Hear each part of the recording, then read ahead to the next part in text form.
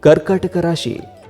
ಈ ಸಂವತ್ಸರದಲ್ಲಿ ಈ ರಾಶಿಯ ಅಧಿಪತಿ ಚಂದ್ರ ಹಾಗೂ ರಾಶಿಯ ನಿವಾಸ ಸ್ಥಳವಾದ ಸಮುದ್ರದಂತೆ ನೀವು ಕೂಡ ವೃದ್ಧಿ ಕ್ಷಯಕ್ಕೆ ಭಾಜನರಾಗುವಿರಿ.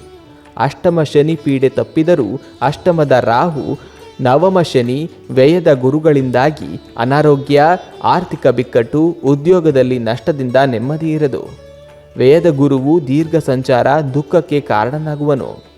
ಬೆನ್ನು ಹಿಡಿದ ಶತ್ರುಗಳಿಂದ ಅಪವಾದ, ಅವಮಾನಕ್ಕೆ ಪಾತ್ರರಾಗುವಿರಿ. ತೀರ್ಥಯಾತ್ರಾ, ವಿದೇಶಿ ಪ್ರಯಾಣ ಯೋಗವಿದ್ದರೂ ಜಾಗರೂಕರಾಗಿರಿ. ಪತ್ನಿ, ಪುತ್ರರ ಹಾಗೂ ಗೃಹ ಸಮಸ್ಯೆಗಳಿಂದಲೂ ಬಳಲುವಿರಿ. ಮಂಗಳ ಕಾರ್ಯಗಳಿಗೆ ವಿಘ್ನ ಸಂಭವಿಸಬಹುದು. ಹಿರಿಯರ ಶುಶ್ರೂಷಾ ಯೋಗವಿದೆ. ಷೇರು, ಮ್ಯೂಚುವಲ್ ಫಂಡ್ ಮತ್ತಿತರ ಹೂಡಿಕೆಯ ಬಗ್ಗೆ ತಜ್ಞರ ಸಲಹೆ ಪಡೆದು ಎಚ್ಚರದಿಂದಿರಿ. ವಿದೇಶದಲ್ಲಿರುವವರಿಗೆ ಉದ್ಯೋಗ ನಷ್ಟ, ಬರಗಾಲ, ದರೋಡೆ ಭೀತಿಯಿಂದಾಗಿ ನೆಮ್ಮದಿ ಇರದು. ರಾಜಕೀಯ, ಸಾಮಾಜಿಕ ಮುಖಂಡರಿಗೆ ಪ್ರತಿಸ್ಪರ್ಧಿಗಳ ಕಾಟವಿರುತ್ತದೆ. ನವಮದ ಶನಿಯಿಂದ ವಾತ, ಅಲರ್ಜಿ, ಉಬ್ಬಸ, ರಕ್ತದೊತ್ತಡ ಕಾಣಿಸಬಹುದು. ವೆಂಕಟೇಶ್ವರನ ಆರಾಧನೆ, ನಾಗಾರಾಧನೆ ಮಾಡಿರಿ. ವಿಷ್ಣು ಸಹಸ್ರನಾಮ ಪಠಿಸಿರಿ.